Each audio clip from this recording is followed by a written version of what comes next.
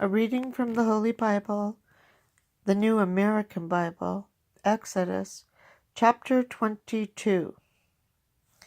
If a thief is caught in the act of housebreaking and beaten to death, there is no blood guilt involved.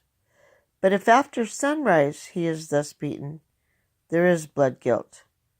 He must make full restitution. If he has nothing, he shall be sold to pay for his theft.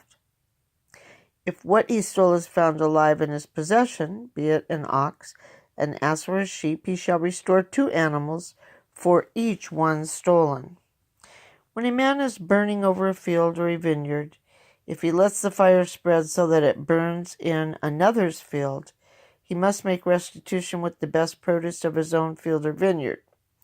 If the fire spreads further and catches onto thorn bushes, so that shocked grain or standing grain or the field itself is burned up, the one who started the fire must make full restitution. Trusts and loans. When a man gives money or any article to another for safekeeping and it is stolen from the latter's house, the thief, if caught, must make 2-fold restitution. If the thief is not caught, the owner of the house shall be brought to God to swear that he himself did not lay hands on his neighbor's property. In every question of dishonest appropriation, whether it be about an ox, or an ass, or a sheep, or a garment, or anything else that has disappeared, where another claims that the thing is his, both parties shall present their case before God. The one whom God convicts must make 2-fold restitution to the other. When a man gives an ass or an ox or a sheep or any other animal to another for safekeeping, if it dies or is maimed or snatched away without anyone witnessing the fact, the custodian shall swear by the Lord that he did not lay hands on his neighbor's property. The owner must accept the oath, and no restitution is to be made. But if the custodian is really guilty of theft, he must make restitution to the owner. If it has been killed by a wild beast, let him bring it as evidence, and he need not make restitution for the mangled animal. When a man borrows an animal from his neighbor, if it is maimed or dies while the owner is not present, the man must make restitution. But if the owner is present, he need not make restitution. If it was hired, this was covered by the price of its hire. Social laws. When a man seduces a virgin who is not betrothed and lies with her, he shall pay her marriage price and marry her. If her father refuses to give her to him, he must still pay him the customary marriage price for virgins. You shall not let a sorceress live.